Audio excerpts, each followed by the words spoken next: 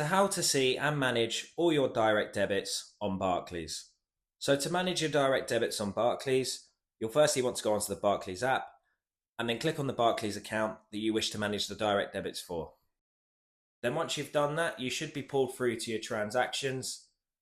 And then if you click on the Manage tab and then go over to Scheduled Payments, it should then open you up to this page here where you'll get a full list breakdown of all the direct debits associated with your Barclays account.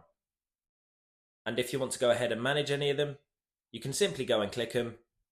And if you wish to cancel any, you can go ahead and cancel them by clicking Cancel Direct Debit.